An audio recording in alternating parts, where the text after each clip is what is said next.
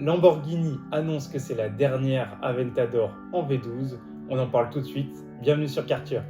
Il s'agit de l'Aventador Ultimae. Donc c'est censé être la dernière Lamborghini Aventador avec le fameux V12 atmosphérique. On le sait, Lamborghini aime bien rajouter tout le temps des modèles avec en soi très peu de modifications. C'est pour le plaisir de la plupart des passionnés automobiles puisque la Lamborghini Aventador est une icône. Là où, lorsque la plupart du temps on se retourne quand on voit une Ferrari dans la rue, lorsqu'on voit une Aventador, avant de la voir, souvent on l'entend de très loin. Il faut savoir que l'Aventador simple a été lancée en 2011 et que Lamborghini a vendu plus de 10 000 Aventador à travers le monde. C'est dire à quel point cette voiture a eu un énorme succès à travers la planète. Ils l'ont déclinée en Aventador SV, Super Veloce, en Aventador S, en Aventador SVJ, et ils ont fait un tas de modèles plus ou moins uniques ayant pour base cette Lamborghini Aventador, dont par exemple la Centenario ou encore l'Aventador J, un modèle unique au monde. L'Aventador est à la fois une voiture assez moyenâgeuse aujourd'hui, mais l'Aventador SVJ a tout simplement battu le record du Nürburgring une fois qu'elle est sortie.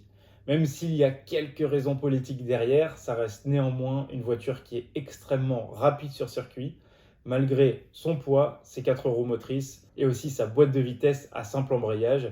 Donc je rappelle que la simple embrayage n'est pas du tout au goût du jour, on est souvent sur des boîtes à double embrayage aujourd'hui, qui sont beaucoup plus efficaces, mais ça perd en tout cas énormément en charme, et surtout d'avoir ce V12 derrière les oreilles et une boîte simple embrayage, c'est tout simplement incroyable. Le ressenti à chaque rétrogradage est tout simplement fou. L'Ultimae va posséder le dernier du coup V12 atmosphérique. Il va développer quand même 780 chevaux en 4 roues motrices et il va être décliné en coupé et en roadster en série limitée. Lamborghini annonce 350 modèles coupés et 250 modèles roadster. Donc, je vous conseille de prendre le bon de commande le plus rapidement possible puisqu'il n'y en aura pas beaucoup sur le marché. Concernant les performances, ça change pas grand-chose par rapport à une SVJ dite normale.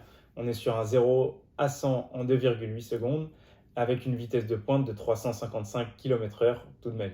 Le prix officiel n'a pas encore été vraiment dévoilé et vous vous doutez bien que lorsqu'on achète une Lamborghini Aventador, on peut facilement dépasser les 300 000 euros. Et lorsqu'on achète une Aventador, il ne s'agit pas là d'acheter la voiture la plus performante du marché ou encore le meilleur rapport qualité-prix, mais avant tout le coup de cœur émotionnel, le rêve de gosse.